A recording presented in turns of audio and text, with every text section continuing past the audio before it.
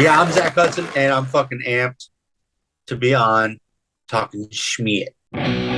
Holy cannoli. It's cool, like tonight is the night. Yeah. Oh, big dog's in. Do we really want to be here? No, everything's changed. We on? Schmitty? Talkin Schmit. Talkin Schmit, dude! You gonna come out different.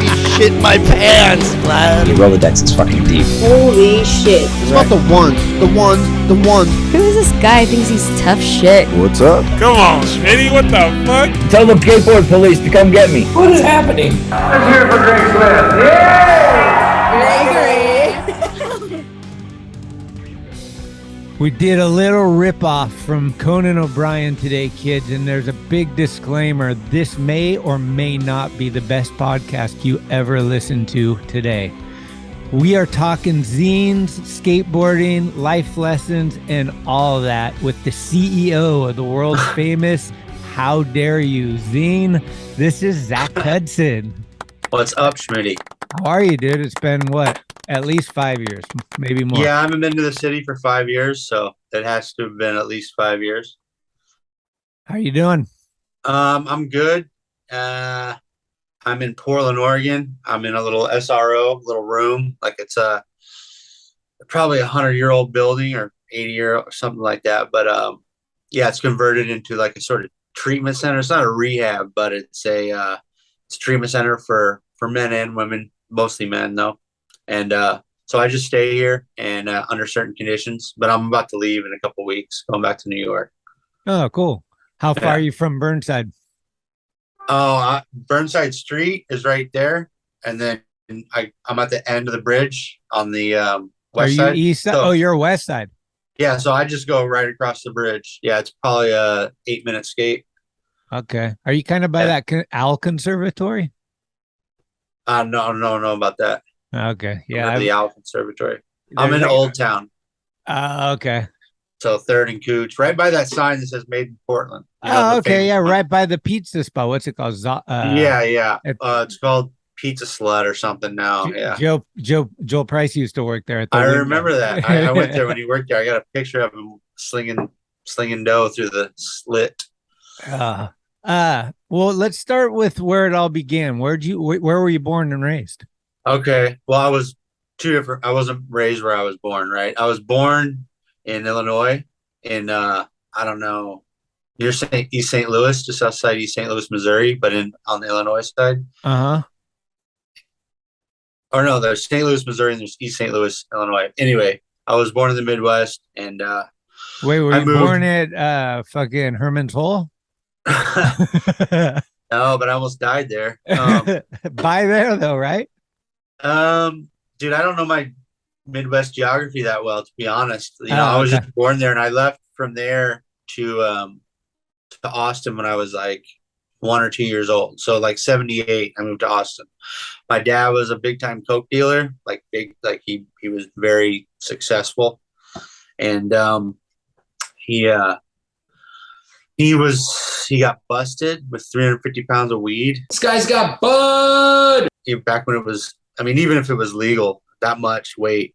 Like, anyway, so he got busted. He jumped bail or jumped the bench or whatever you call it, didn't go to court. So then he was a fugitive. So he's wanted by the FBI. He was on the most wanted list. So they were after him, but he sold more than just weed. He sold stuff. I mean, he kept busy. And anyway, so he had to keep moving. He had fake identities and all this stuff. So he relocated to the West Coast to the Bay Area, like way back, I don't know, 70s, 80s. So that's kind of where my connection to the Bay Area. He went away to prison until 88. So I lived with my mom in Texas till 88. Then I moved to the Bay Area in 88. You were in Austin the whole time till 88? Yeah, from like 78 to 88. And I went back for high school a little, for 2 years. But then I came back to the city in 94. Okay. So were you friends with like Zach Martin and Jake Nunn and them? Oh, yeah. Yeah, I moved. So I moved to the East Bay, Pleasant Hill, and then Antioch. I don't know if you consider Antioch the East Bay, but whatever, Bay Area. And so I lived out there until like 91 or 2, like after the Blind video came out. I moved back to Austin for 2 years. And then I turned 17, and then I moved back to the city proper, San Francisco proper. Okay. So yeah, I knew Zach Martin, Peyton Denman, Brian McGuire, Mosley, Ryan Burkhalter. He's rip. And Zach and Jake. Yeah. Jamie For sure. Telch. Elias, Telch, yeah. was Elias out there then? No, he didn't move out there till like Later my on. SF days. Like, yeah. But Well, I know him, I know him from SF, and I know him. I've been to his shop a bunch of times. He's cool. What was some of the shit that like you were like, what was your early influences out there? Were you into like Crumb and Gibson and all the Texas guys, or? No, I was like, well, at what point? Like, so like in early Like skating, when you're getting the fire, like you get your first, like early on, you're getting your boards and you're starting to figure out what skating is. Maybe your first mag, you start putting pictures up on your walls of like some of your favorites. It was like the 8th Street dudes, Hensley and Ron Allen and Chris Miller. Not he wasn't 8th Street, but Doug Smith, Shout out. Doug Sains, John Diago. Mike Schwartz was my favorite skater when I was a kid. He was a Benicia loc. I'm sure you know that, but I'm just saying it for the listeners. And that seems random. How did that happen? Well, because I didn't start till 88. I didn't really start boarding until 88. And so my beginning of skating was in the Bay Area. Oh, okay. So so did you see him like in person at Benicia or something? Oh yeah, all the time. Like I saw like the infamous nose grind on the, I think it's 8 or 10 stair rail. Mike Schwartz, he's Indiad. You know him? You know. Yeah, he's doing that stand up nose grind. That was a photo, but besides that, I just knew him from seeing him skate. Him and his brother. Right. Okay. Sick. So you weren't really skating much in Austin yet. No, I didn't start skating in Austin until I went back in like 92. So like 88 to 92 is only 4 years, but it was a huge difference when you're that age, like 14 to 17 or 14 to 18 or 13 to 17, whatever it was. Well, it's also a period where skateboarding changed a lot. Like from 88 to 92, I mean, that's the birth of street skating, like wall rides, like maybe some early handrails, like it's like, what the fuck is going on? Yeah. And 91 was the blind video. And then 92, I think, was the 101 video. I mean, that wasn't as profound as the blind video, but I was just thinking about like Costin's part. He does like a kickflip tail slide, front side. And, he does Adam McNatt nose grind nollie flip, and like the blind video, as progressive as it was, you go 2 years further and nose grind nollie flip. That wouldn't have been, you didn't see that in the blind video. You know what I mean? So yeah, you're right. The progression was really deep. Was that your shit then? Was there like Hocus Pocus and Shackle Me Not and Sick Boys was like one of my first and favorite videos. Okay. And it's a lot different than the HU videos, of course, but like same era. Who were some of the early guys that you met when you moved to the Bay Area? Nobody. I mean, I was 11, so shit. There was Mark Hart, which I think he lives in Philly now, and there was a couple guys. I lived in an apartment complex in Pleasant Hill, and like 2 doors down was a skater. He was like 18, but I thought he was like a full grown man. I mean, he might have been 16. I don't know, but they had this team and called Always in Motion, AIM, and it was Doug Sains, John Diago, Mark Hart. I think maybe Ben Job. I think he was an East Bay guy. I think I always was unsure of that, but him in particular. But yeah, those are the guys. And then Benicia was, a 30-minute drive. My dad would take me to Benicia. He'd sit at the grocery store that used to be across the street and just read all day. Or he would just drop me off. I mean, I was little, I was like 11, 12. Once I started getting a little older, I would take the bus or ride with friends. Yeah. But Benicia was the spot. And Embarcadero, too. I'd sneak off to the city the first time I went to Embarcadero was 88, 89. 88. Okay. Fuck yeah. You were too young to skate that pool that was in Pleasant Hill? There was a really I skated it. That was one of the best pools I've ever skated, I think. It was wide open. Yeah. So good. Yeah. I skated with Shaggy and Phil and a bunch of dudes and like, I want to say sometime in the 90s for sure. Maybe 90. 4, 5. Oh, early. wow. It was still going. Because I remember Or skating. maybe early, maybe 92. I don't remember. Okay. Yeah, I remember I would just take off from home on my board and just skate for, who knows, 10 miles a day, like journey, and just to ditches. And we heard about this pool. So we heard it was a bust, I didn't know how to skate pools. I can't imagine what I was doing, but I would just go stand in the shallow, or, like how you skate a pool. But I just did whatever the older guys were doing and just kind of pushed towards the light that was in the deep end. I can't remember what I did, but I wasn't like skating it like how it proper, but I'm pretty sure it was Wade was there. He was doing like stand-up grinds. And I was like, I'd never seen such shit in my life. Yeah. Yeah. Well, what was some other shit you would skate over there? Did you skate like Caldecott Tunnel, or like what are some of there was Caldecott Tunnel had this long ass ditch. I don't know if you ever skated, but I never even heard of that. Yeah. I know the Caldecott Tunnel, but it's like right on the other side. Like, I guess it's Orinda now. It's like they tore it all out and put nice places. But when I was younger, it was like kind of desolate, and it was like a farm almost, and it was like a drainage. It was sick. It was like our Wallows kind of thing. It was like, oh man. Yeah. No, that's interesting. I never heard of that.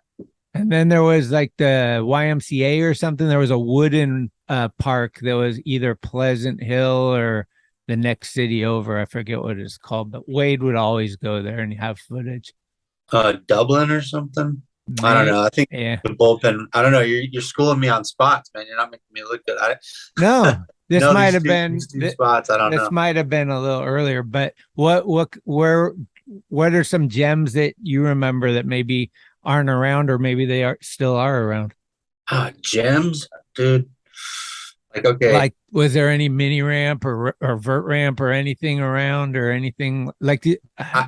Not real. I mean, not until I got older and started. Like, there was Concord Underground. I don't know. Like, Corey Duffel would probably ring a bell to 8 people in the Bay Area, like the Concord Underground. It was just like curbs, manual pads. You go there.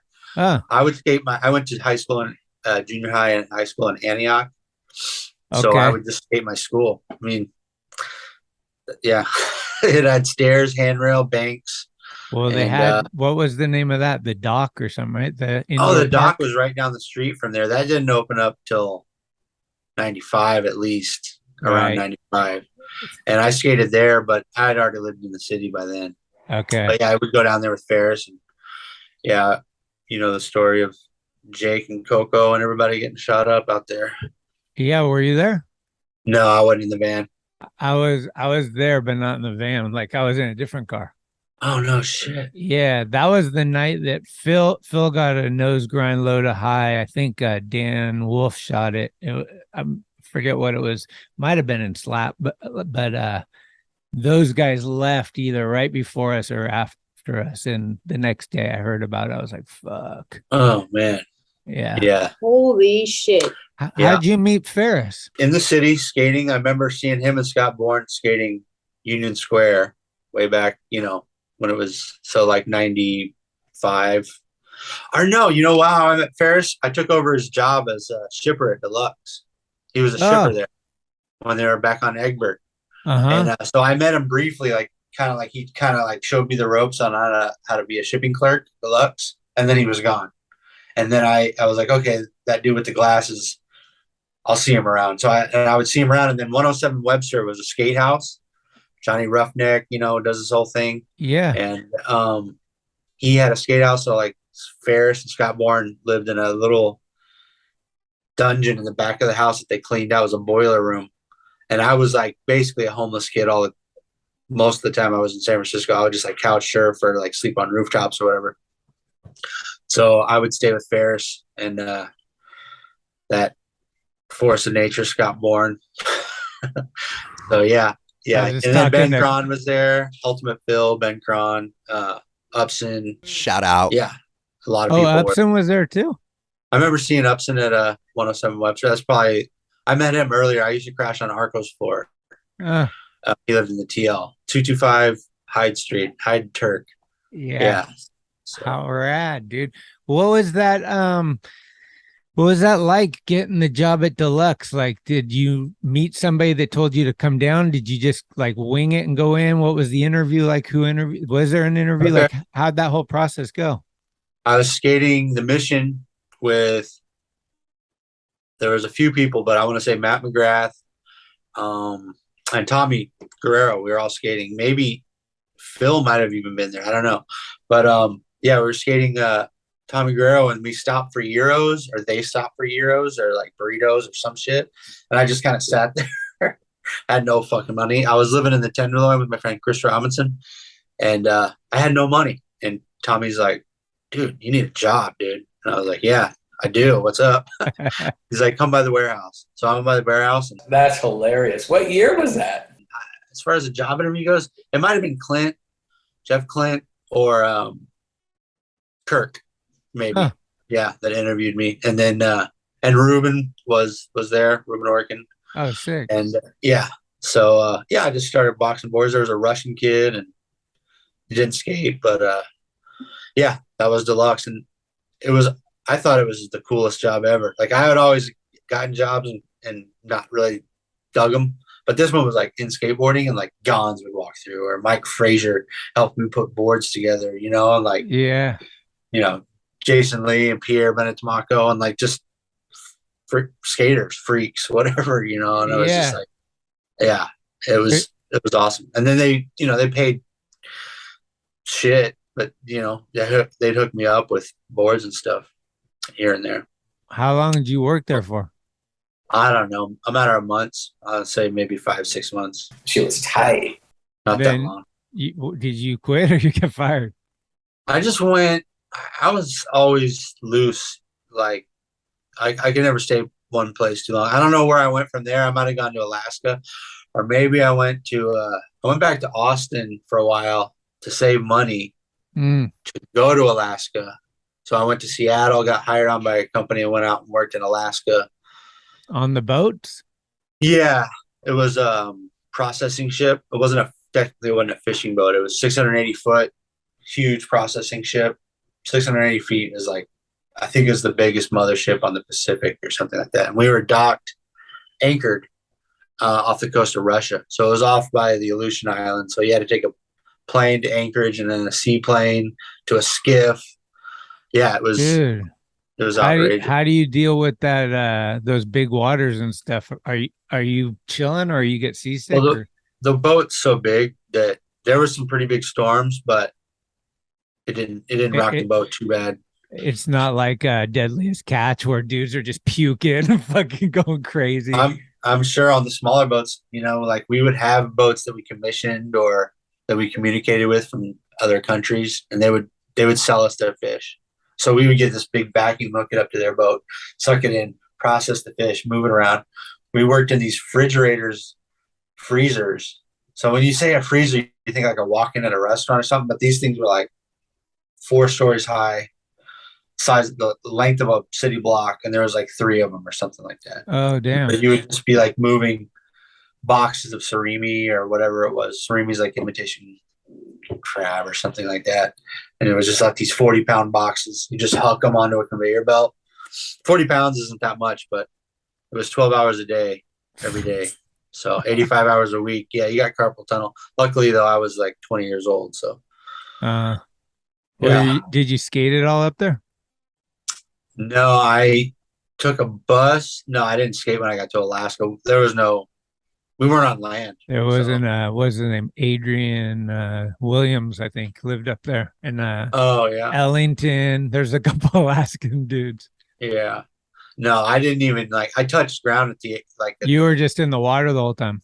Yeah, I was in the water the whole time. I when I was in Seattle to get hired, I had to stay at like a hostel for a couple of days. So I had a board.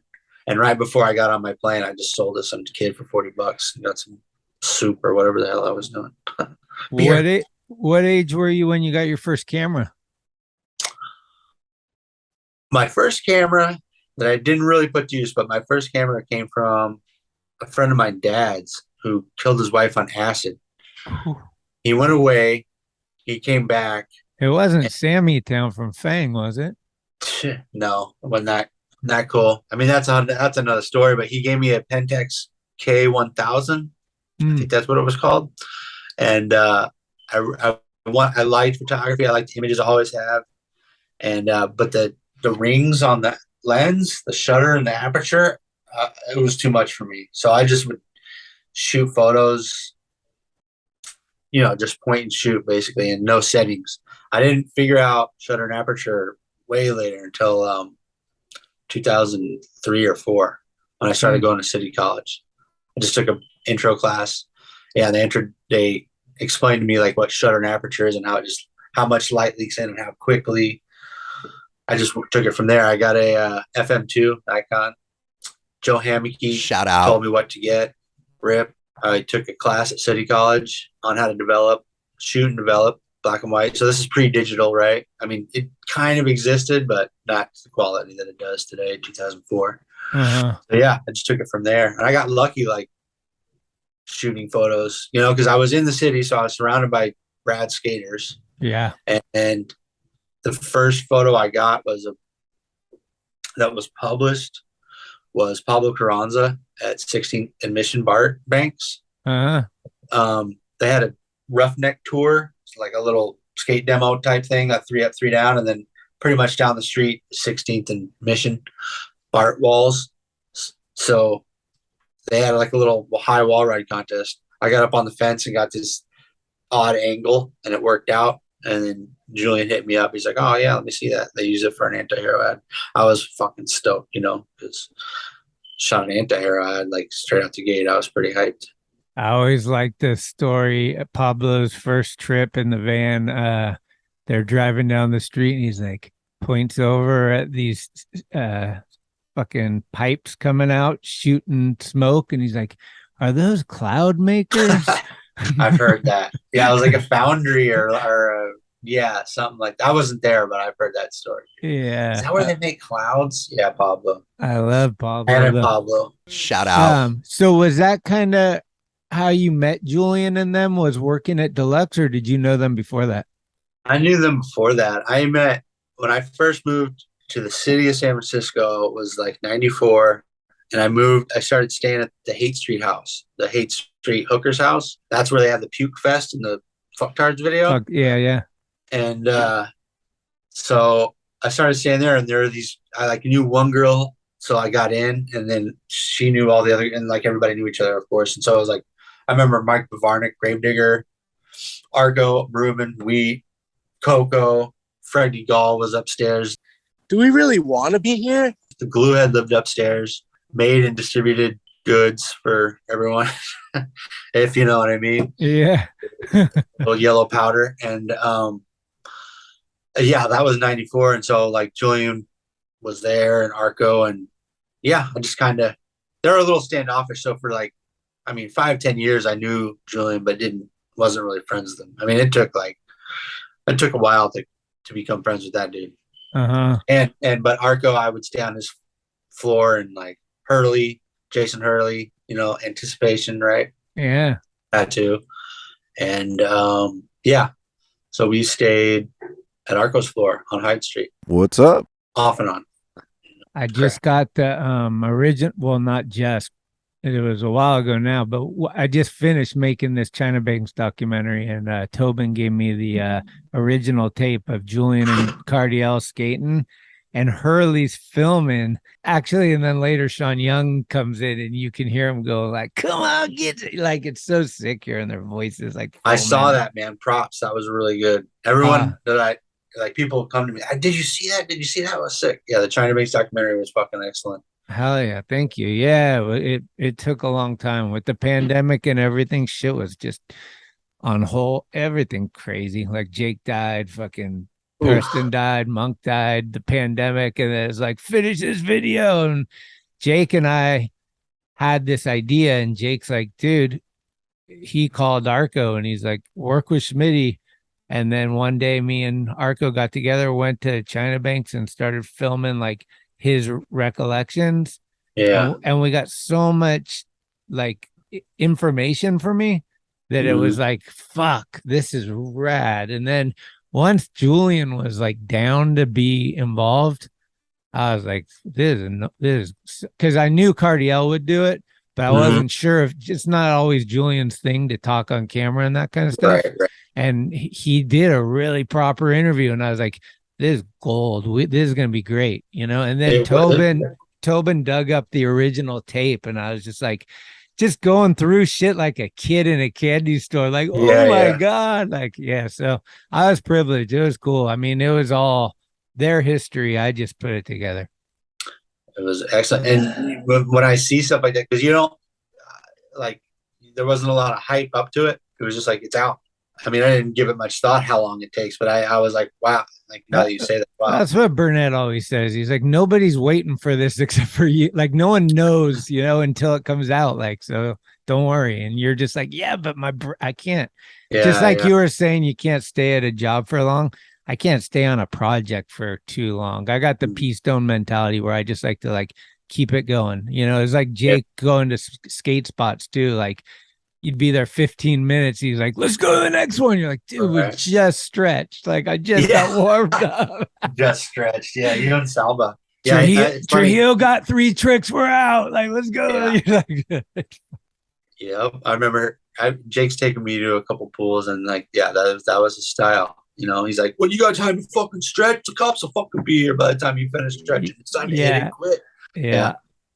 So, what was that living on the Hate Street? Was Jake coming through there a bunch? When did you meet Jake for like kind of getting to know him? Okay, I remember my first encounter was at the steps there at Thrasher. Like, I don't remember the layout exactly of the warehouse of the like Thrasher. When you walk in the door, the stairs that go up. No, it was more to the side. Anyway, I was just sitting there minding my business, 18 years old, had an attitude, but so does Jake. So I had this Three Stooges shirt. I just got at a thrift store, and it said something about computers on the back.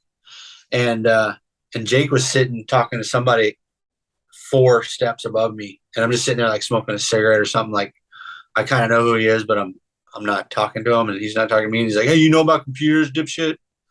I didn't say anything. Okay. So, I mean, that's not a great story, but that's the first time that we encountered each other. The next time I was at Arco's house. We're sitting around drinking Meister Bra or whatever.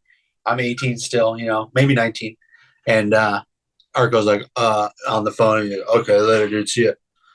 And he's like, Jake Phelps is coming over. I was like, so? I mean, I kind of knew the name, but like I learned to love Jake later. So I wasn't like, oh, sick. You know, I was just like, okay, what's that mean? And he's like, well, he's going to make you feel pretty uncomfortable, I think. You know, he's going to, I don't know what exact Ark's exact words were, but he's like, just, you know, he's going to test you or whatever he says. And so we're all just sitting around. Jake bangs on the door, comes in, and I had the audacity to just not even speak up to say anything, but then I just asked him for a cigarette. It's like, no jokes, no smokes. That was that. But we became friends afterwards, and then kind of frenemies for a while. I don't know. It was a tumultuous relationship, you know, but he called me his friend once. We drank beers together. We've been on the road together. He called me up to go to the Carbondale run. So I jumped in the van with him then. Oh, with the kids, right? With Sean and Jordan? And Karma and Pierre and Mickey, yeah. And Jordy, yeah. What was it? Ted. I talked to Ted. He said to ask you about some nickname called New School. Oh, all right. Yeah, Teddy. Shout out. So I used to ride for New School. I was on the B team actually it started out Public. You remember Public?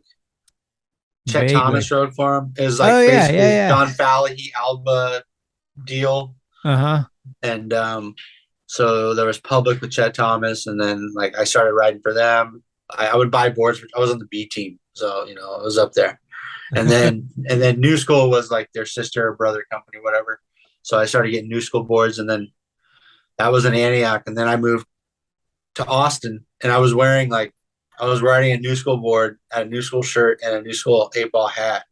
And I go, and Austin is a great city, or especially back then.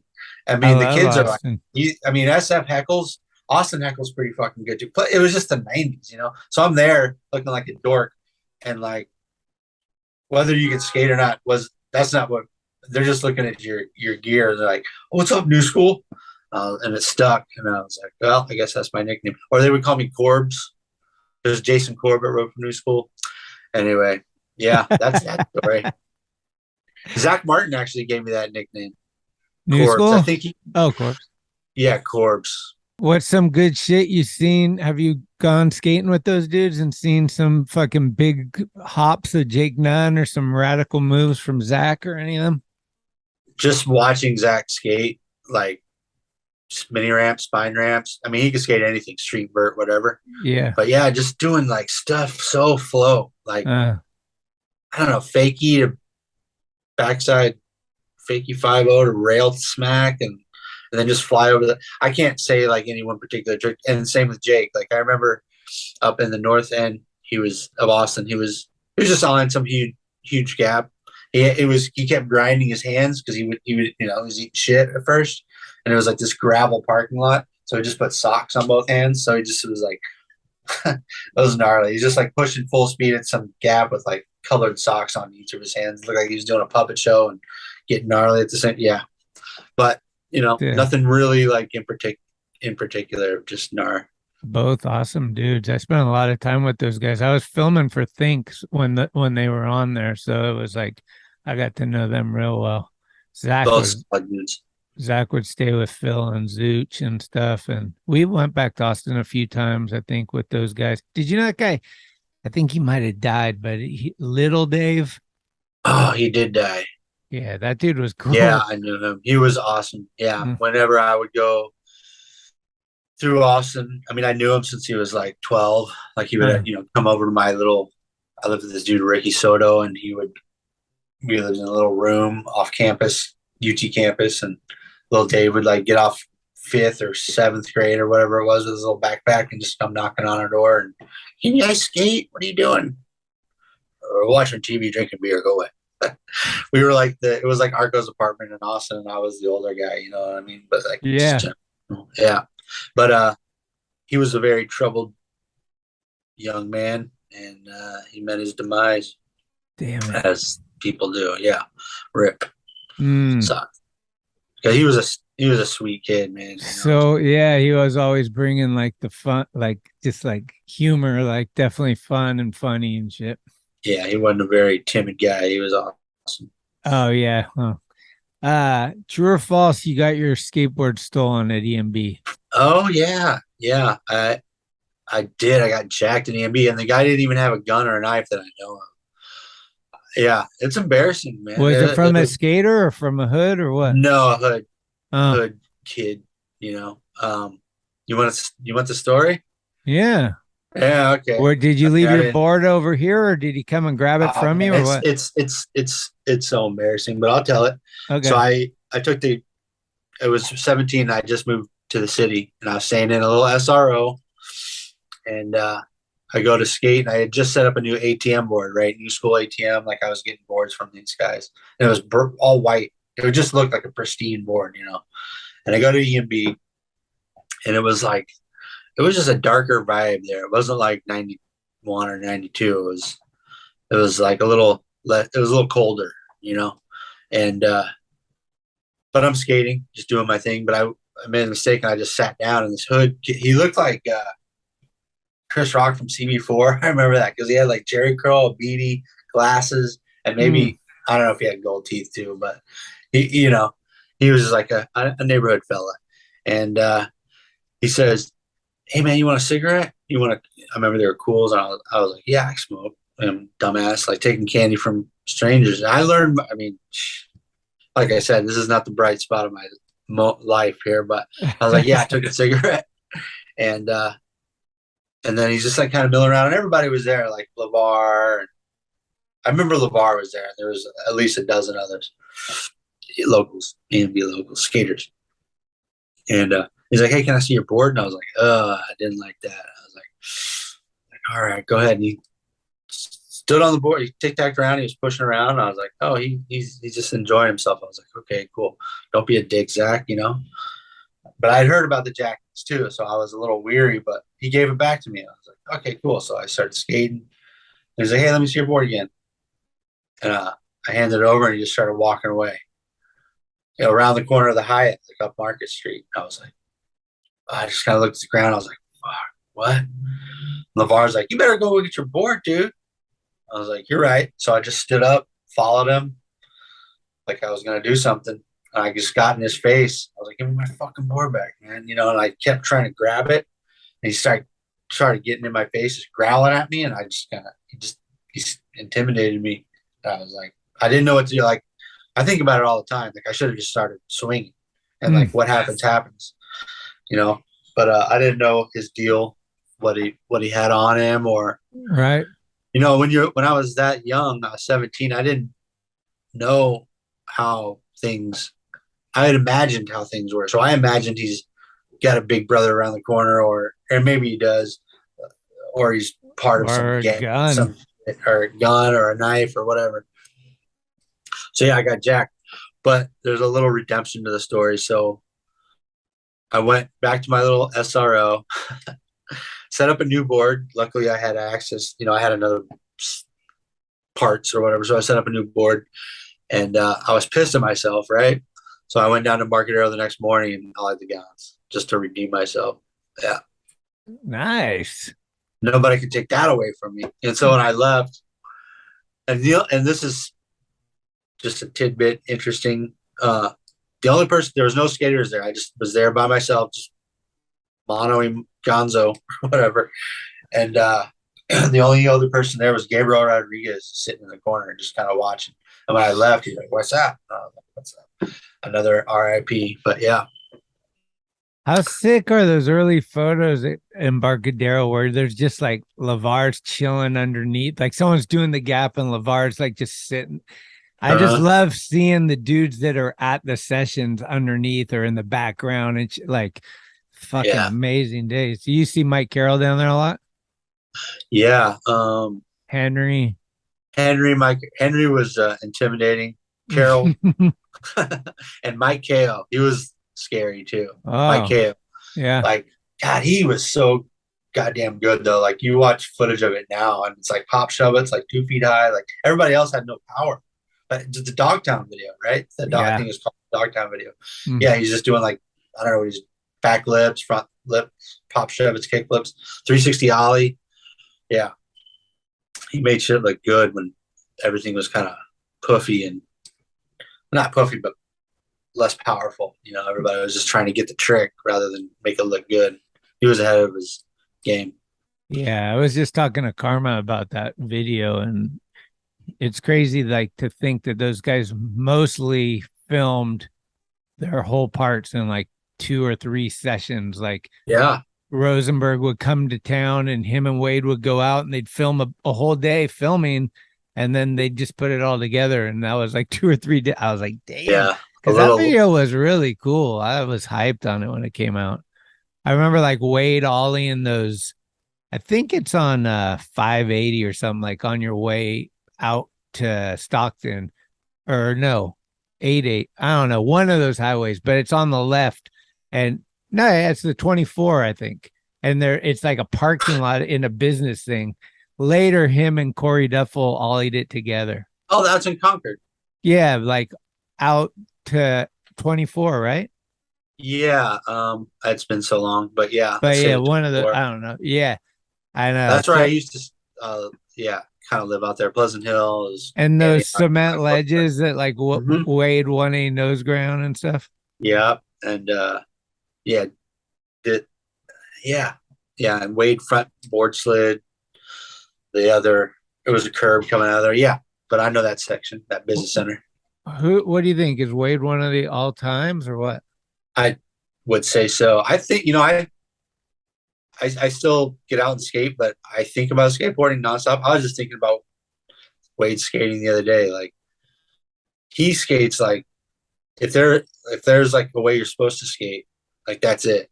I mean, there's others too. He's not the only one, but especially on a spine, of course. Like, yeah, just I don't know. And I see guys like Danny Way and I'm like, and Hasoy and etc. And I'm like, I skate, but do I really? I don't know what these dudes are doing or how they do it or what it feels like to do the shit that they're doing, man. Yeah. I'm like, dude, I can like tail slide a ledge or slappy a curb or kickflip up manhole or whatever. My rinky dink, skateboard career. But yeah. But anyway, Wade is like, I mean, just thinking about it right now, it just kind of gets me pumped, He definitely fit the mold of skater of the year and never got it. He's one of those few guys like Muska and Jamie Thomas didn't get, but they weren't really thrasher guys. Wade was a NorCal dude, spent a lot of miles with Jake, rode for Think. Like he's one of the greats. I mean, it's like, for me, it was like Cardiel and Wade, maybe Chris Sen, like in that era, like the all-terrain rippers. Like later, Trujillo fits that mold and a bunch of other dudes. But early on, those guys were just like, I mean, Phil, obviously, but right. When I was working for Think, it was just fucked that you had Phil, Drahobel, and Wade. It was like Jesse Paez. It was just like they could skate everything, dude. It was, and that team was gnarly, incredible. Yeah. Well, what are our thoughts on skateboarding in this new era, like the whole woke movement and evolving and everything? You're just baiting me. You're trying to get me to say something so I can get canceled. Well, how about this? What about just everybody rips? No, that's not true. Really? Yeah. I mean, it seems like every fucking kid that skates is good. Like, and you don't even know who half of these dudes are. Oh yeah. Well, you know in what I that mean? sense, that's true to a sense, but I see some, I gotta watch what I say, I guess. But yeah, see some stuff go down, and it's just like, just keep it to yourself. You know what I mean? It's like it just, I mean, let the hippie ride, as Jake would say. Like, I'm not trying to get in anybody's way. Go skate, freestyle, butt naked, whatever makes you happy. Yeah. But I just get a little. It's not like I'm offended, but I'm like cringe when I see some of the stuff go down. But on a positive note, yeah, I just saw some clip from those 2-0 kid or however many it was, like some zero stuff, and I'm just like, and you know what really blows me away is like, I think it's I'm not real good at everybody's name, but Elliot Sloan, vert skater, yeah, well, mega skater, right? Yeah, and then Clay Kreiner.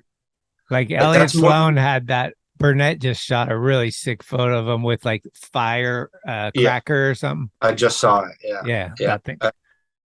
And then I think it's Clay Kreiner. Like, he skates mega ramp padless and just I mean, again, that's like Danny Wade type stuff where it's just like, it gets me. I can't do it. I can't do that.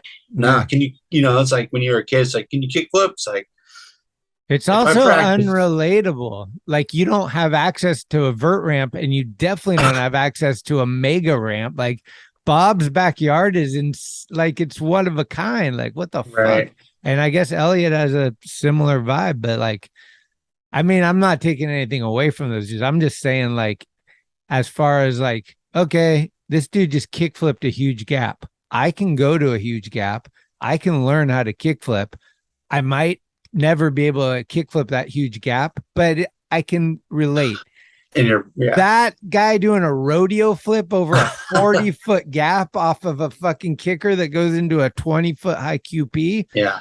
I'm like, dude, all I can think about is Jake Brown and Pat Duffy. That's I'm like, fuck. Nobody did Johnny Cash like us. Not even Johnny Cash, man.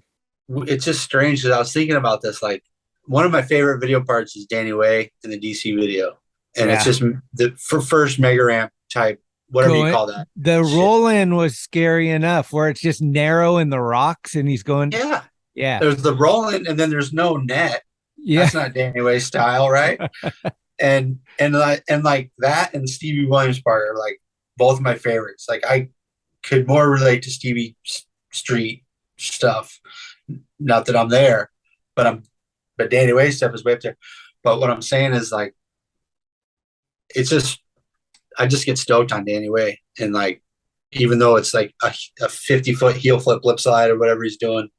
I can't do that, but I don't know. Maybe it's the music. Right. Yeah. He's skating to Sabbath or something rad, and then he's got the right style and the attitude and everything that comes along with it. He won Scare of the Year twice.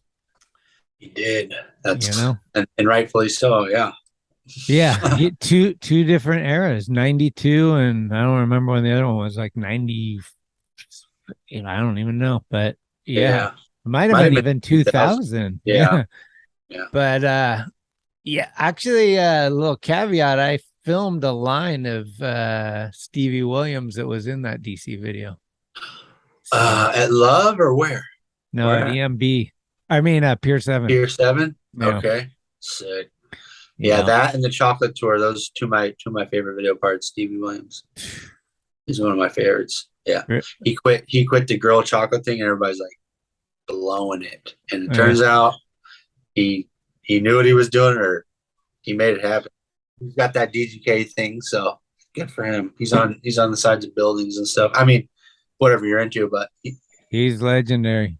He's legendary. Thank you. I like watching the older dude still killing it.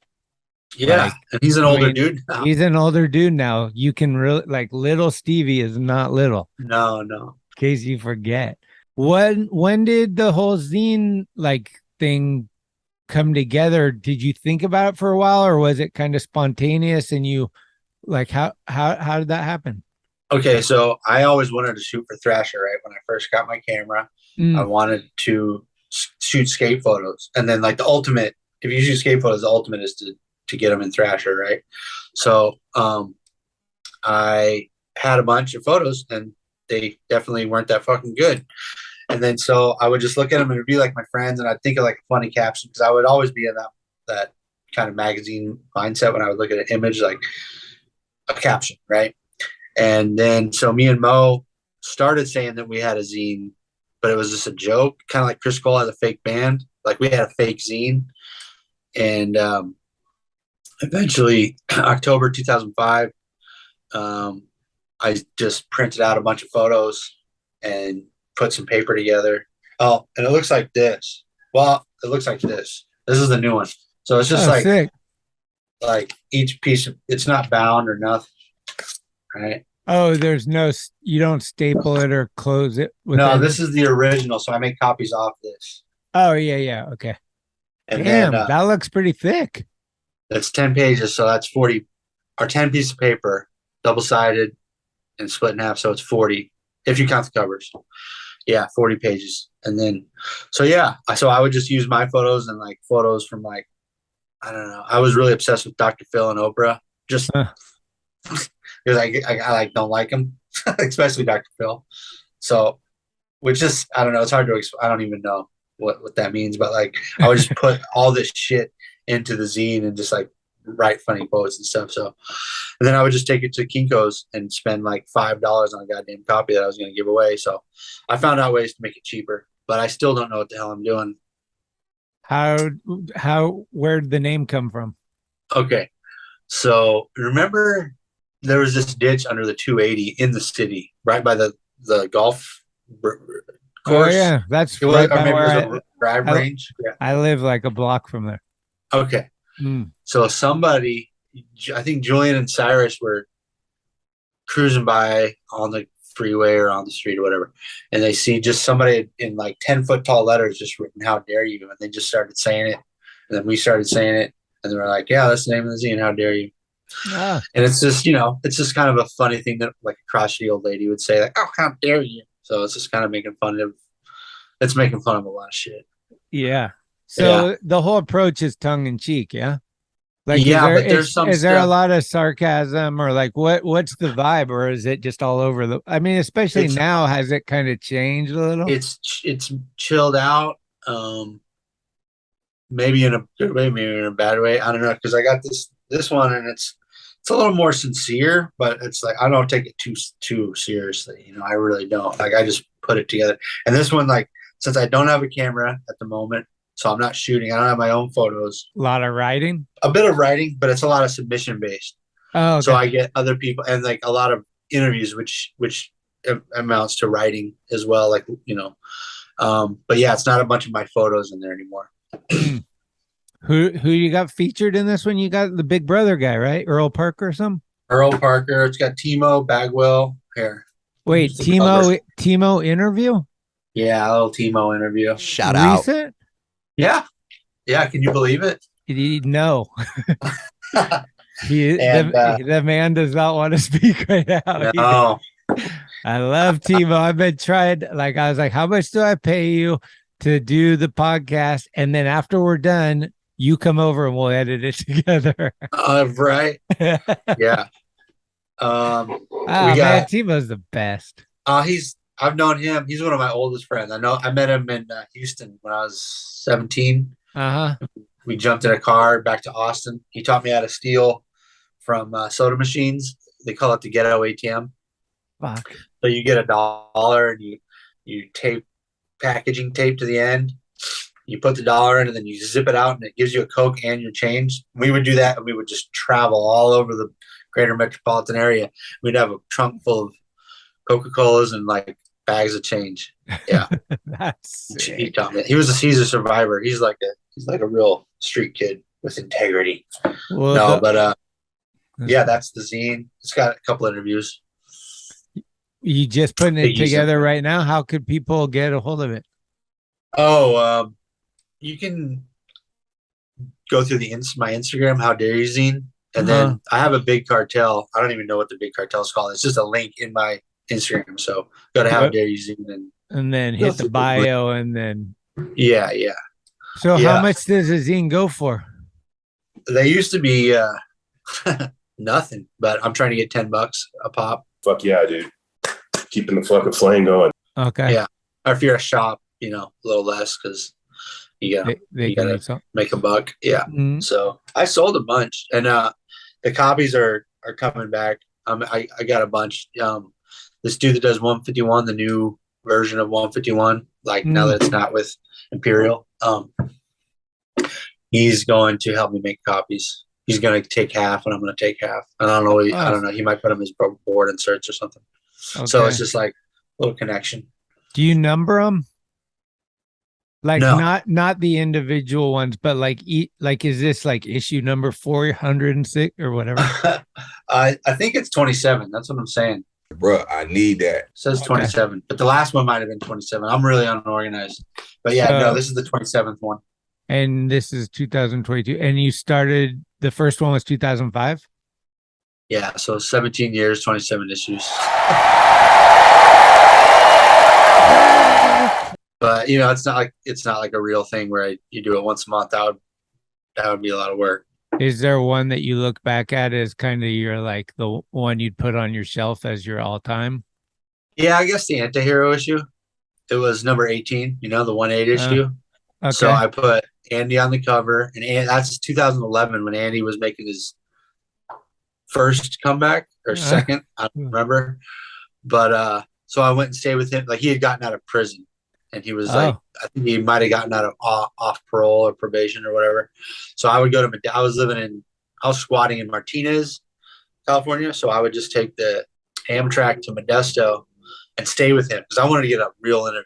So we sat, sometimes it's just an email. Sometimes it's over the phone, but I wanted to do some actual journalism, Yeah. It's just question and answer, but, yeah, we would sit in his backyard and he would just tell me stories, or we would drive, we would go to skate spot and I would just record it. Then I'd transcribe it. I don't have an app or a software to do the zine. Scissors, and I ran out of tape. But yeah, I got a bunch of Sharpies. And that's it.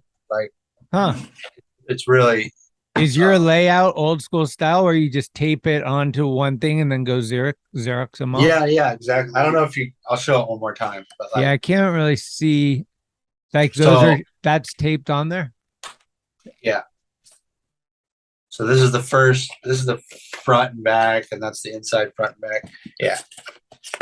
So, and then you just take it and you do copies, and then you stack them together, fold it, and then staple it. So it's a process, but it's something to do, you know. And for some reason, I like to do it. What are some of your influences when it comes to photojournalism outside of Thrasher? Like, is I'm guessing like fucking you read a lot of Bukowski or something. Like, what are some of the influences that Mofo told me that when he first started working, he didn't know shit. They just gave him a camera and they're like, go read Fear and Loathing in Las Vegas and then just try to write like that. Oh, wow. And that was it. That's awesome. Yeah. Wow, it worked. Yeah. I think Mofo's a little modest sometimes. Sometimes he's not modest, but when he was talking about the early days, he portrays himself almost like a total dipshit, which maybe he was, but like it's undeniable that somewhere he had some earlier things than just reading a book, and like what he's done has been pretty impressive. Okay, and I think the thing that's in front of the camera makes the photo too. I mean, right. One of my favorite, probably if I had to choose, my favorite photo is J. Alabama with the beer, and that's a Mofo photo. Yep. Yeah, I mean, it just captures the spirit, energy. Absolutely. And it's pretty rad. It's a rad trick and just gnarly. I liked how Jake wrote, like really to the point, and like the fire burns, and like I would read like the angel dust that he would like so seldomly put out. But I mean, like I would rip that shit out and put it in my wallet. Like it like stoked me the fuck out. Yeah, same. I always encouraged him. I think he claimed Phil killed it. Like when Phil died, he couldn't do it anymore. Like I think the last one he did like semi-regularly was Phil's like peace out. He did a few after that, and then obviously he did the zine, but yeah, I love that shit. Like it was and just reading captions and funny, you know, like wasn't a huge fan of Big Brother, but it was there. And then I mean, Thrasher and Big Brother couldn't be more fucking opposite. But you know, one is about skateboarding and one is about fucking Big Brother. But I kind of liked Dave Carney's writing and Stesic. Yeah, I mean, I think Stesic is the guy that everybody modeled after pretty much. Like he's kind of like you go listen to Led Zeppelin and then you try to make a band that's kind of not enough that you're just ripping them off, but they're definitely your influence. Yeah. I think that's what Stesic is for skateboarding journalism. Like Jake definitely got a lot from him. I think Mo probably did too. I mean, he was kind of the early guy, and all the shit he did with Dogtown and Powell and all that stuff. It's like, he's big. When I think of Powell, I think of like two different, like maybe three different Powells, but like the photos of the guys that I think it's Cabot pumping gas and like it's black and white, like that's a Stesic influence, if I'm not mistaken. Yeah, it doesn't look like some corny stuff. It looks sick, you know. And you can see his influence, then you can see Stacy's influence, and then you can see probably George Powell's influence, and those three are different people, right? Anyway, so like Stesic shit. What were your thoughts on Concussion magazine? I don't like the name that, and I don't really have much thoughts on Concussion. I don't think I ever really read it, but like better than a hole in the head. I know that was their slogan, and I just remember Timo pointed it out, because there's two Mo's now. You said Mo, you're referring to Mofo. I was Mofo, like, yeah, I guess there's Mofo and there's Timo. But anyway, Timo said he gave a review on Concussion one time in one of the zines. And Timo did? Yeah, it was really. In How Dare You? Yeah. There's a lot of stuff in there that I don't know where it is, but it's in there somewhere. So in one of the issues. But anyway, one of the things I don't like about that magazine was just the name, but I don't know anything about it really. I forget the guy's name that did it. I haven't thought about it. Davood. Damn it. Yeah, Davood. All right. Well, why is Texas better than Maine? Why is Yeah. Texas better than Maine? What, is this really happening? I only dreamed this stuff at home. Well, you got Drehobel versus Craig Johnson. I don't fucking know, dude. You tell me. Texas is sick. Texas is the reason that the president's dead. Holy crap, I remember that. That was my setup question for the next one, and maybe it should have followed this one. But I see where you're going. but we're going low card. Okay. Do we got beef with low card? I tried to make like a sort of fake beef, but it was kind of realistic. I tried to swap ads. I like Rob, so I'll say that. Like, I don't like low card, but I like Rob, if that's possible. Thank you. Rob's a sick individual. I mean, in a good way, sick. So, well, at one time we were like, let's exchange ads back when low card was like zero, like a zine. And I've always been, you know, so we were like, just exchange ads, like subscribe to low card, subscribe to how dare you, vice versa. And my ad said, it was a picture of a mannequin or something, and it just said subscribe, and then it said the figment of some lame cunt's imagination, which is a quote from The Decline of Western Civilization. And I don't like to put too much thought into stuff, so I don't even know what I'm saying. I don't know what the greater meaning is or whatever. I just threw it together and handed it to him. He's like, we can't use the word cunt in our zine. I was like, you're fucking weak. Can't say fucking the C word. Like, okay, it's a fucking Reader's Digest family magazine then. That's how you want to put it. That was about it. And so from there, I just kind of ran with it. Like, I kind of made a fake beef, like, just because, like, you pick, like, it's kind of, I don't know, entertaining. But I don't like low card though. Like, I've looked at it and there's like ads for like basically rollerblades and shit, like the photon light board and the yo-yo wheel and all this stuff. I mean, I'm not even fucking kidding, dude. I mean, you got to get your revenue, right? But I'm like, I don't know, man. I mean, Thrasher doesn't have rollerblade ads, you know, I mean, or milk, right? And so, yeah, I think it's and it's just and I would look at it and I was part of, I knew most of the people in there. It was like another night at Pops or another shitty tattoo session or something. And I knew half the people and I was like, corny. I just figure if you got a platform and you can say whatever the fuck you want, you should say something cool. And I just I never thought that they said anything cool. I know you were a part of it, so I don't know if you got anything to say. Go ahead. No, I mean, first off, I think, like, how did he get the platform?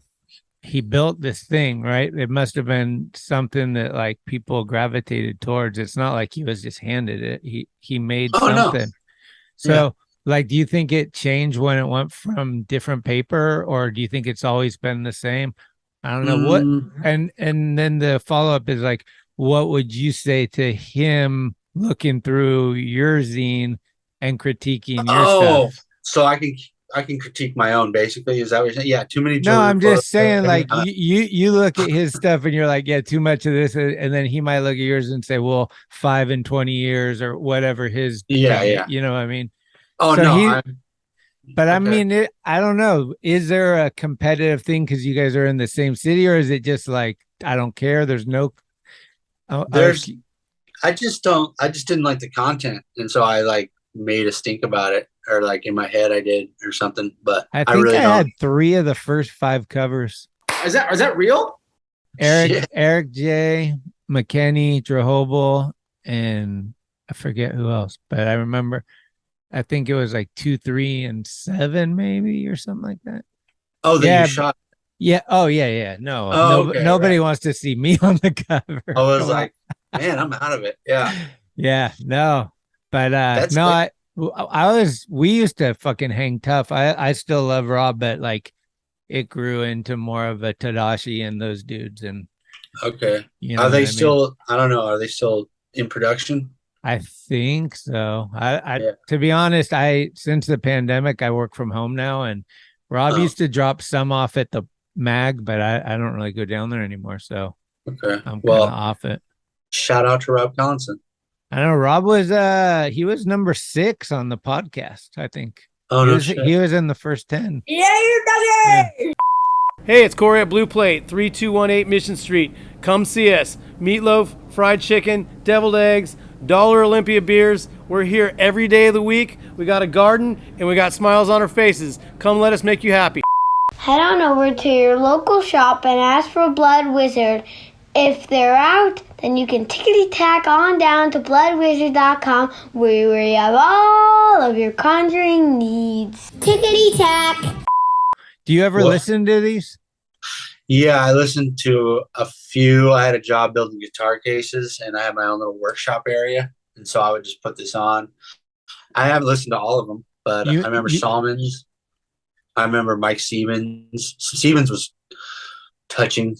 I don't mean sarcastically either. It was like Siemens was pretty good. Some stuff he talked about. Some Texas. Did you listen to Had the actor from? He lives down there too. Skater for Roger, and he's in Walking Dead. I forget his name. I'm blowing it. I don't know. Thompson or Taylor or one of those. I hooked up with him when I was in Austin, like because before the pandemic, I only did them in person. And then when the pandemic hit, I was like, I can't do them in person. And then Zoom opened up this whole, like, I can do you. We're not even in the same state. Like, I was like, oh, this is kind of cool. It sucks that, like, the audio is different and it's a little weird, like, it's cool that we can see each other, though, like, rather than it just being a phone call. Yeah, I think so, too. I've gotten totally used to it. In the first few, I was like, FaceTime was never even when P-Stone would FaceTime me, I didn't like it. Like I've never been a FaceTime guy, but now I think I can deal with it. It's just like whatever, it is just part of it. Yeah. Cool. But would you want to talk a little bit about what's going on? Like what got you to where you are? Like did you fucking do something fucking crazy rock bottom style and like end up like saying this is enough, or are you just old and kind of over it, or like what? A little of both. I think like if I hit a rock bottom, it was not the last time I drank. Like I don't know. I like to say stuff for the listening audience or whatever. So like I got issues, addiction issues and drinking issues and stuff like that. And I've been trying to get sober for like 10 years, like through programs, but like I'm not doing the deal. I'm just like half-assing it, half measures, you know what I mean? And so half measures availed me nothing. What happened I was in and out of rehab for like the last 5 years, like for quite a while. Yeah. Oh, and so like over 10. And last time I was in a rehab was just months ago. 5 months ago. I was out in California and I came back to Austin, and I don't want to like get too many people involved in it or whatever, but for sure I partied. I was sober for 100 days, and then I just decided to go out and have one beer. Like you would think by now that you know that you can't do that, but I did some more research and I proved once again that I don't know where it'll take me, and I just end up in a bad space. I'll save the details, you know what I mean? But like drugs and alcohol were involved, and not like party fun stuff. I mean, you call it parties. I call it party stuff just to give a general blanket, but like, yeah, back alleys, smoking, and just bad stuff. So it wasn't really conducive to. I've got a daughter and a wife and a stepson, and it's not conducive to that those two lifestyles don't mix. So I had to go somewhere. So I called up my friend Pete out in Portland, who's got 15 years sober. And he said I could stay with him. I flew out here on a whim, and I stayed one night, 2 nights. And then he's like, you got to go for whatever reason. I wasn't blowing it. It was just for other reasons. So he's like, I was like, well, dude, I don't know Portland really. I haven't been here 20 years. What do you mean I got to go? He's like, there's this program downtown, which is where I am now. And they'll take you in, and they give you free room, not board. And it's not a rehab. It's just a room. You got your own key, and you just got to go to groups and UA every once in a while and get on Oregon Health Plan. And so I'm just taking suggestions and I'm doing the deal, and I hope to continue to just take, well, I don't want to use certain language, but like to reckon with myself, my situation, the internal Zach problem. Right. Yeah. Have things been clicking? Like, you got the thing that I always hear and through my own process has been, you just have to fucking want it. Like you said, like half-assed, it's not going to happen. Somebody else wants it for you, not going to happen. You seen that I need to get to there. I mean, I've been driven by so much shit. Like, I want to finish this project. I want to do this. I want to go there. Like, whatever it is, like the skateboard mentality. If you can take that to the drinking or the drugs or whatever and say, I'm sick of this. I want to go there. Treat it like a trip. I'm obsessed to get there. I want to do that. That's when I think that maybe, dude, believe me, it ain't easy. I know that, and nobody's a pro, but those are just the words I would give that I hear a lot and that I've used in my own battles and whatnot. I like the analogy, like, you know, get to where you're going.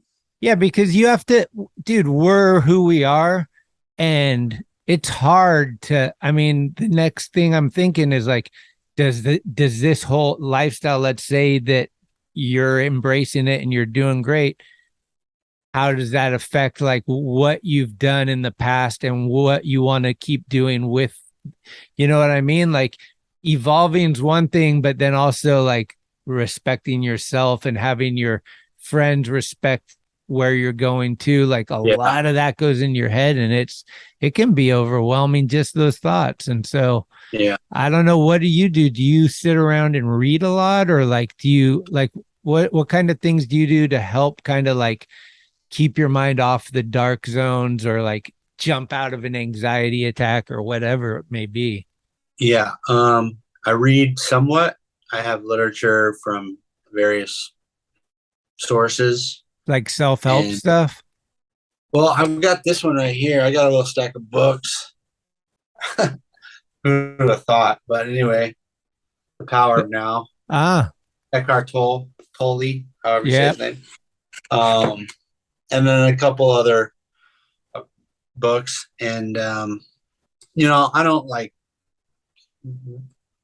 dig into them hard every single day. I go to meetings with other people that have the same problem as me, and we try to I don't know, we do the deal. There's a lot to it, you know. I know, you know, but like I don't want to get too much into it. Yeah, for sure. Yeah, I mean, but I try to help other people too. Like, that helps me stay out of my head. That's a big one. Yeah, helping other. Have you talked to Andy Roy at all? Not in weeks. Okay. It's been not too long, but as far as I know, he's doing great. Like, when I was in the rehab in back in San Bernardino County in California, he was my neighbor. Like, he picked me up at the airport. Right. You know, we went skating and stuff. And I mean, that's what you just said is kind of what he's doing, like focusing that energy on helping other people and just trying to see the rewards and reminding yourself that those rewards are coming to you too. Like, you know, it ain't a light switch that you're just like, okay, I'm done.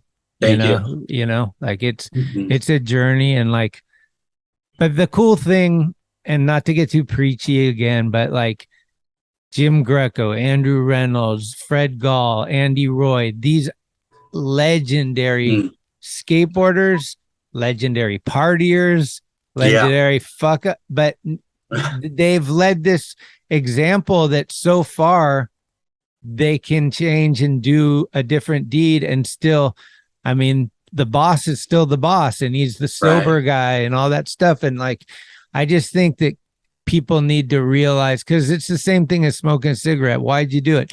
Peer pressure. Oh, and then I was addicted. It's like, the cool doesn't always have to be like, I got my beer, I'm drunk, I can barely walk. It's not that cool. And there's no regrets. Like, fuck, we've all gone through it, and it was part of the journey and where we are now.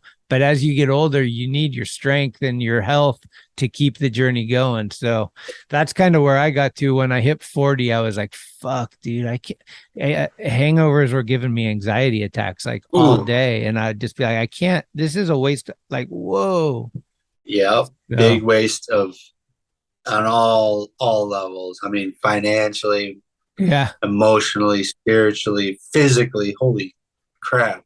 Yeah. Just, I mean, if I could do it all over, I don't know. I never liked that question, but like, if I was 22, it might be different. Yeah, no, that's what I mean. Like, there's no regrets. Like, I think I started drinking when I was probably like 16 or 17, you know, and like when you get to 40, you're like 23 years. That's 1/4 of my life if I'm lucky. Right. Yeah, I went 15 to 45, so 30 years. Yeah, I mean, that's a toll on your shit, but well, let's switch gears. Let's end on a fucking good one. Let's go through some of like the best times in your life, like some of your funnest trips, some of the dudes that you think are the raddest that you've like. I'll start with my memory because this is the only time me and you ever went on a trip, I believe, which was Skate Rock, and you and Tony Mirano showed up the first day with black eyes. Oh, and what that trip was, hey, that trip was insane. Like all Skate Rock, but like, holy shit, from day one. Was that one for the books, dude? Because like, I've been on trips, but you've been on like Gut and you and a few others have been on many Skate Rock trips. So I'm asking you, does that one stand out as Skate Rock trips even? Well, I talked to Nuge about it because Nuge has been on, I think, almost all of them. And we both kind of agreed. I never went to any of the ones out of the country, but I know that like that South Africa one where they almost died in the truck. Like, so but that's what, long story boring is, everyone was gnarly. Everyone had some crazy shit. And I think that was the energy that drew everybody to fucking like, we got to do another one. Like, you know, so, but to answer your question, fuck yeah. Herman's Hole was so crazy. The whole trip, like we got kicked out of the state of Mississippi. We got kicked out, banned in Mississippi. That's like fact. That's all you did. I mean, out pretty much. Just that alone made that trip like, wow. So I remember like setting each other on fire. Everyone had black eyes. It was called Crack Rock. I still got the tattoo. It says Crack Rock 13. That's I'm right. not gonna pull my leg up, but you know, it's there. Dude, Tebow, you're gonna get cracked. You're gonna get cracked. Threatening everybody. Yeah. Yep. So that what happened with that one. This is not a feel-good story, but it's kind of funny. So they were just taunting me. I was kind of like the whipping boy and the fucking anti-hero, man. I was just like trying to mind my own business, but Timo had found some pills at the airport, and he's like, Zach, you little drug addict, fucking eat these, see what they're like. And I was like, shut the fuck up, you know, leave me alone. I'm like Instagramming or jerking out, just leave me alone. And they're finally like, they wouldn't leave me alone. So I like took the bottle, I put a couple in my mouth, gave them the bottle back, and then they're like, and I didn't swallow them. I just held them in my tongue because I knew what I was gonna do. I just jumped up and just spit him in Timo's face. So he's spitting a man's face in front of the whole fucking anti-hero team. He just sits back. He doesn't react. He just looks at me. He just sits back. He's like, all right. I was like, yeah, fuck you, dude. You know, and I think it's over. Then we go and we do the whole, was it outside of Chicago where we broke all the lights? Oh, and, we make it back to the hotel. This is like night 2 or something. Just Detroit was 1. So we were like early into it. We were on our way to St. Louis. And so I was blacked out. Let's say that. And I just remember sitting in a room with like, you know, Nuge, Fig, Stone. Maybe, I don't know if you were in the same room. Did you see it? But I was just sitting there with Timo, and I was like, just after I'd already spit in his face, I was giving him shit or something. You know, you did this, that. And then I thought I could box. But dude, I looked at the footage, I could barely stand up. So I'm like this, and like I was like, let's box, you know? And like I went for a gut shot, and it was just like, you know, it was bad. And then he just goes, bah, bah, bah, bah, bah. And then finally I was like, fuck off. Okay, you got me. We're good. And he gave me 2 black eyes. And then I don't know if I got him at all, but he had a black eye. But I think that was from another fight. But we were like the black eye guys. Yeah. But that was a great fucking trip. I had fucking PTSD after that shit. I'll be fucking honest, but I got a lot of good photos. Yeah. Oh, I bet, dude.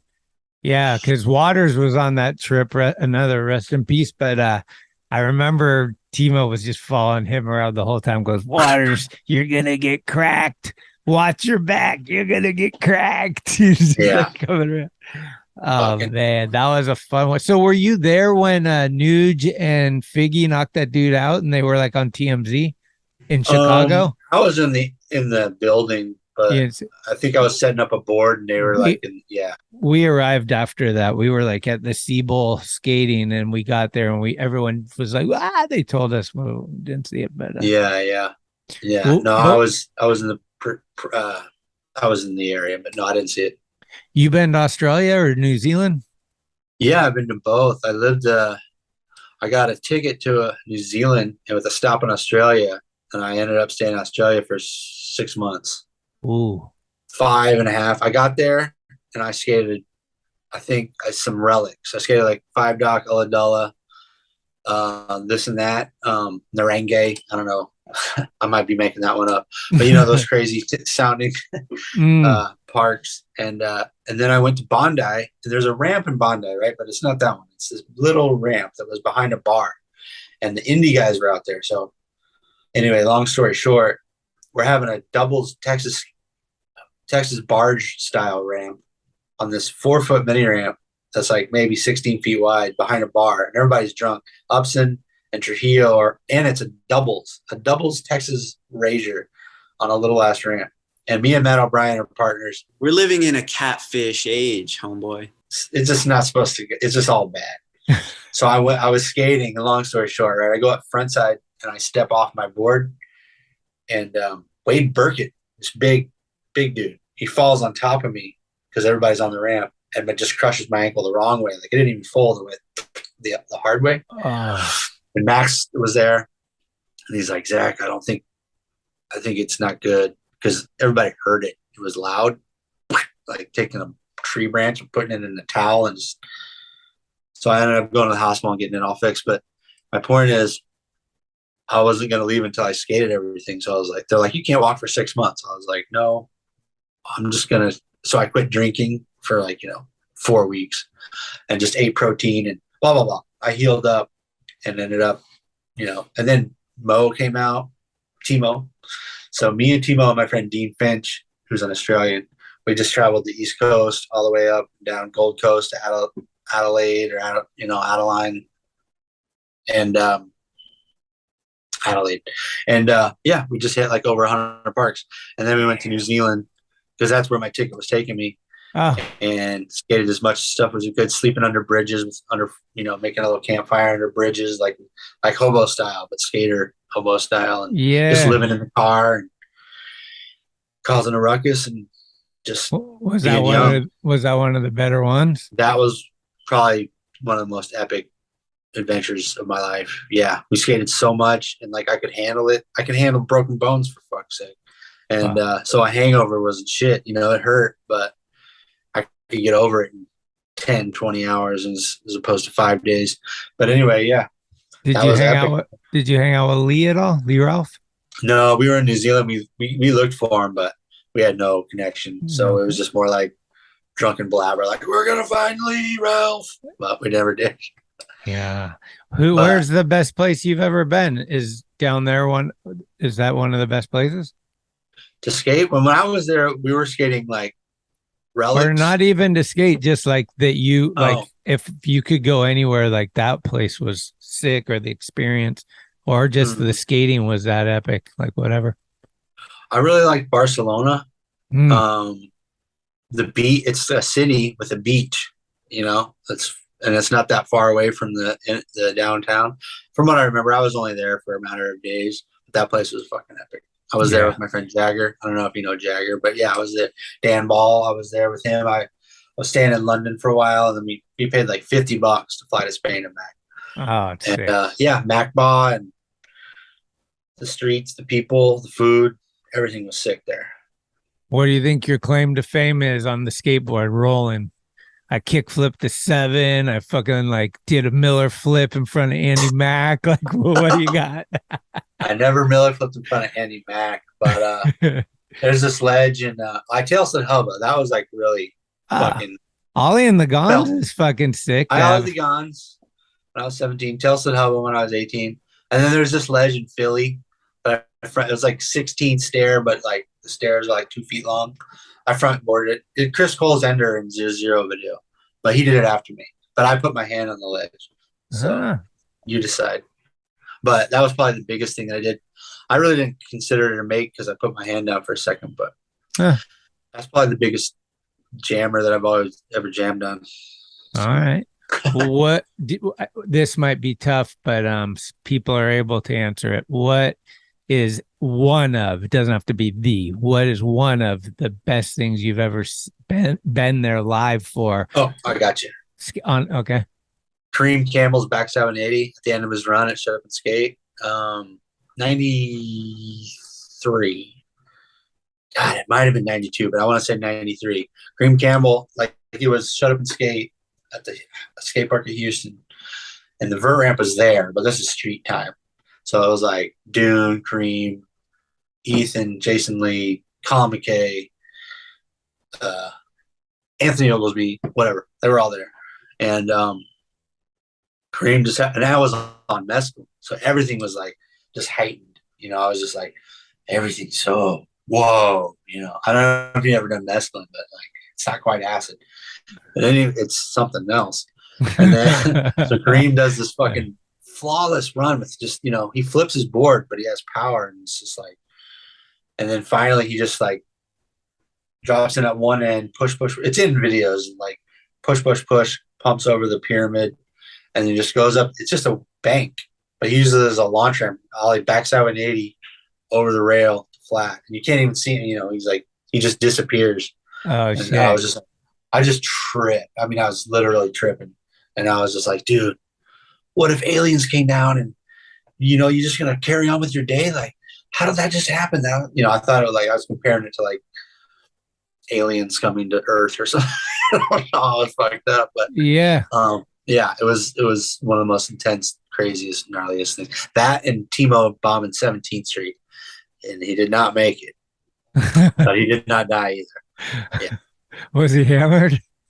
No, we were not in our young Timo? Yeah, I was 18, so he was 18, 19 or something. We were with Matt McGrath. We were at the top skating. There's a wall ride at the top of 17th, you know? Yeah. And then we're just like going to go back into the city, like back towards Market. And every rational, normal skateboarder, I guess, if that's even a thing, is doing power slides. And Mo has never even seen this hill, let alone tried to skate down it. And everybody's like, doing power slides, you know, and Mo just goes and goes and goes.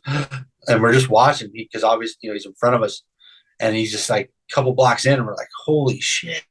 And he just starts to get the wobbles, and he just goes down, and it was like slides, like he's on a slip and slide for fucking over a block. And I'm just like, don't go in oncoming traffic. Please don't hit him. Stop the car. And I'm still skating, you know, I'm probably dragging my foot at this time to just like get a fucking sense of what the fuck is going on. But, you know, because I'm riding up to him. And then I get down there and his pants are just like destroyed, and he's just, you know, rash everywhere. And he survived. And then we picked berries off a wild tree and a wild plant. That was that day. But he's a gnarly skateboarder. Yeah, another all-terrain, everything, can skate everything. Yeah. You said Danny Way, I'm guessing, as one of your all-time, like if you made Rushmore, what would you go with? Who would you put up there? Is Rushmore 4 people? 5. Oh, 5? Oh. Well, let's just say 5. I think it might be 4, but I think we're going to go 5. Okay, I got it. Gons, 1. Cardiel, Julian, Way. One more, huh? Okay. Carol. Mike Carroll? MC. Shout out. All right. If there was 6, Timo, you're up there. Yes. Timo 6 with Danny Way and Cardiel. It'd be so sick. Okay. Some kid just got sponsored by Anti-Hero.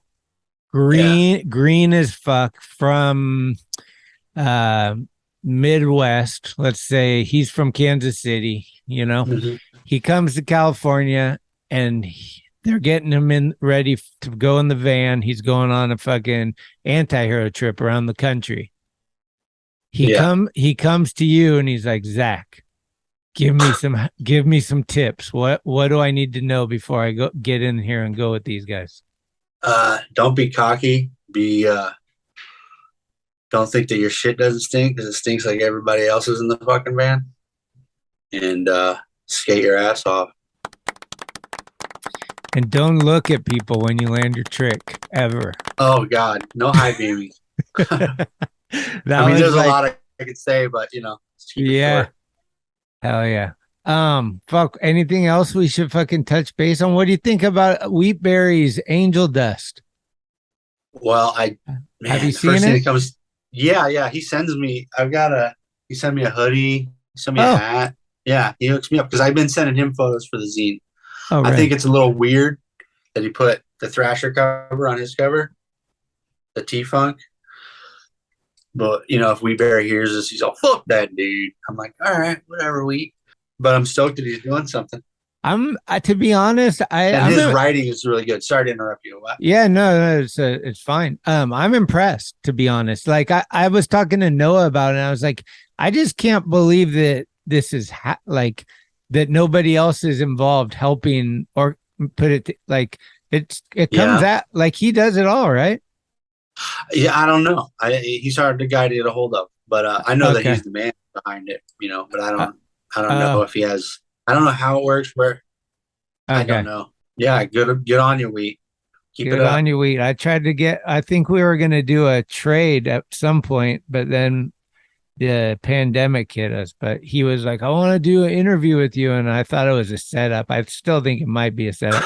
And I was like, "Okay, but I want to do one with you on the podcast." Dude, I was like, "Yeah, what's your okay?" Yeah, because when I asked Wheatberry the first time, he's like, "Fuck no, I'm not giving my story away for free." Fuck that shit, dude. I love it, dude. Yeah, because Wheat's the best. I remember the craziest Wheat story. I mean, it's not the craziest. I should never say the is. Yeah. But a crazy story I have about Wheatberry is Jake and I were going up to what we called the Cardiel Rail before Jack Fardale came and did it. But it's up in the Potrero Heights. The one Cardiel board slide, eyes looking crazy. Yeah. Right. So Jake and I were going up there to look at it because he wanted to fucking get someone to do it. This was a while back. And we're walking up and he's like, we'll probably run into Wheat. He lives like in the bushes over here or some shit like that. And like, seriously, Wheat just pops out and he's like, I knew it. Yeah. And it was Bob Burnquist's birthday. And Wheat knew that it was Bob. He's like, hey, dude, how do we get a hold of Bob? It's Bob's birthday today. And I was just like, this guy, he's smart, man. He's on. No, he's a smart fella, man. Look at the size of his noggin, dude. I mean, there's a brain. You got to get that dude on here. I mean, we're going to tune into that one. Yeah, and then Sean's trying to help me get Noah. There's a bunch of guys. Noah would be a good one. Timo. Yeah. What would your 5-year plan be? Like in 5 years, I'm gonna be pro, bro. And if I'm not pro, I'm gonna have a kid. And if I don't have a kid, I'm gonna be president of the USA. Well, you know how Mike Carroll's like pretty good skating, right? He's only 6 months older than me, so I figure. Wow. In 6 months from now, I'll be as good as he is now. So in 5 years, the better he gets, that's how much better I'll get. So that's my plan. You're shadowing Mike. I can't do anything about the 6 months, but I'm 6 months behind him. So wherever Mike Carroll's at in 5 years, I'll be 6 months behind him. I don't know. Go back to school, get a job. I'm like washing dishes and flipping burgers right now. So. Oh yeah. Yeah. I work at a bar restaurant in the back as a cook. How's that for you? It's fine. I triggers or whatever? No, I have no temptation. I just work and go home. Okay. But my father's place. I used to work there actually, washing dishes like 20 years ago. But no, this place is down the street. It's called Silver Dollar. But You know, you'd be surprised what they pay. It's actually pretty good. But no, Nice. I do actually want to go back to college because I got like 2 years worth of credit, so I can get a BA in like 2 years or BS or whatever, and do something in communication and media. Okay. Yeah, or be a Nice, pastor. dude. Well, sending you fucking good vibes and shit, and hopefully fucking what you said. You just got a little bit of time to get through this stage, yeah? What do you mean? Didn't you say Sobriety? you had like 5 weeks left or in your? Oh, at this place where I'm at. Yeah, I'm leaving in 2 weeks. I'm going back to New York State. Oh, in 2 weeks. You're gonna Yeah. go live in New York, New York State, Utica. like up north. Yeah. Central New York, upstate, Syracuse, Utica area. Okay. Yeah, my daughter's out there, so that's why. Oh, sick. And Okay. there's a school I can get into, a university, 4-year school. So Anywhere that's what I'm near going for. Jamestown? I don't know. I don't know New York that well. Look up Jamestown. They happen to be the skate shop of the year for us last year. Oh shit! And the bod is out there, or he was recently out there building the skate park. Big cement. Oh, I'll look up. Yeah, look into that. Grindline Park out in Jamestown. Those dudes are rad. They have an indoor bowl too, wooden, and they're all fucking cool. Yeah, hit them up if it's nearby. I don't know where you're going, but Yeah, it can't be too far. okay. Well, what we always do the fake jukebox and fucking pretend that we're gonna put on a song and ride out into the sunset. It's a long way to the top if you want to rock and roll. All right, AC/DC. This one's for Arco. Fuck yeah. Whenever I think of AC/DC, I think of fucking Jake and Arco. Those are heavy influences with the AC/DC. Yeah. Hell yeah, dude. Good to see you. And seriously, hope everything goes well. And fucking, you got my contact. Reach out anytime. All right. Let me know how it's going. Yeah, dude. Right on, Schmitty. We'll talk soon. Take care. Say hi to Joe Brook and Bryce Knights if you see them up there, or Mickey or any of them. Yeah. Will do. All right, babe. Take care. Later. Thank you for listening to another episode of Talking Schmit. You can subscribe to the show on iTunes, Anchor, Spotify, or anywhere you get your podcasts. When you subscribe, you'll get notifications every Tuesday of new episodes the minute they become available. Also, please leave reviews and a 5-star rating. It's the best way to help the show grow. All of the episodes will always remain free, but if you would like to help support the show, you can do so at TalkinSchmit.com, where you can pick up some merchandise like t-shirts, beanies, hats, and stickers. The website has an entire archive of all of the episodes, with extra photos and videos. Email us with any suggestions, comments, or ways that the show may have improved your life at talkinschmit@gmail.com. All interviews are conducted, edited, and produced by Schmitty. The intro music is Mary's Cross by the band Nature. A very special shout out goes to the executive director, Sharal Camisa. Shout out. This is Talking Schmit, where the Rolodex is deep, but the conversation is deeper. Keep the wheels greased.